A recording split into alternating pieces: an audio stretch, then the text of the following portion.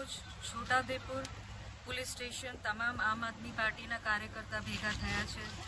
એક વિડીયોમાં અમે જોયું છે કે છોટાઉદેપુર જિલ્લાના સાંસદ જે પાર્લિયામેન્ટરી લેવલનો માણસ કહેવાય, જે લોક જનતાનો પ્રતિનિધિ છે, એ જાહેરમાં બંદૂક લઈને વટ બતાવે છે. એટલે શું દેખાવા માંગો છો કે તમે ગુંડા છો, તમે દબંગ છો, કે તમને કોઈની જાનની કદર નથી, કે તમે કાયદા ઉપર છો?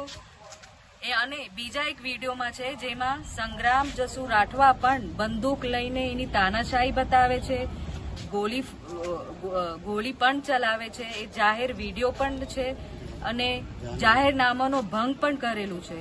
તો પોલીસને હું કહેવા માંગુ છું કે તમે કાયદેસર FIR કરો, કેમ કે તમે ખોટી રીતે ના કરતા કેસોમાં FIR કરો છો તો આ તો જાહેર નિયમનું ઉલ્લંઘન છે.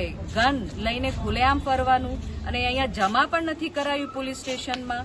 તો આના ઉપર ગંભીર પગલાં થવું જોઈએ, નહીં તો આગળ અમે પછી કાર્યવાહી કરીશું.